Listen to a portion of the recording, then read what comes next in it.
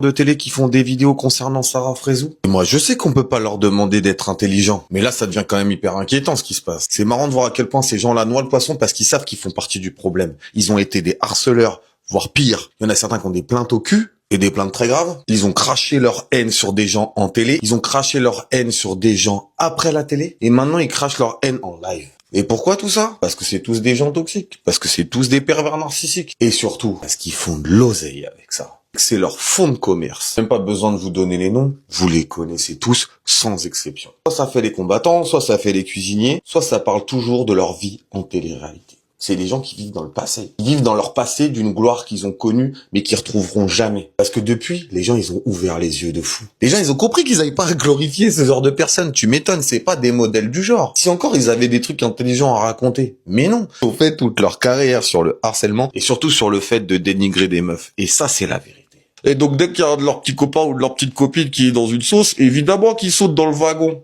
On remarquera que tout leur live TikTok, c'est pour parler de ce milieu-là, de leurs histoires passées, de leurs ex qui ont avancé, des meufs qu'ils ont harcelées sans jamais admettre qu'ils les ont harcelées, de raconter les histoires de coucherie avec les autres, de sexualiser souvent les meufs. D'ailleurs, c'est eux que t'entends le plus sur Internet, parce qu'un arbre qui tombe, ça fait plus de bruit qu'une forêt qui pousse. En tout cas, moi, mon star qui pousse, il est en train de faire pas mal de bruit. Et il y a une partie de moi qui a de la tristesse pour eux. Pour de la tristesse, n'abusons pas non plus. Et je me dis que quand t'es en train de quémander comme ça de l'argent à des gens qui t'ont idolâtré peut-être par le passé, en boucle, en live. Si t'as déjà eu un peu de dignité dans ta vie, là, elle est partie très très loin. Il y a des mecs, ils ont quasiment 40 balais. Leur délire, c'est encore de faire des dramas sur TikTok Live. Vous vous rendez compte de la dinguerie? Et si encore, ils faisaient ça entre eux et que ça n'impactait personne? Le problème, c'est qu'il y a des jeunes qui regardent et qui pensent que c'est ça l'exemple.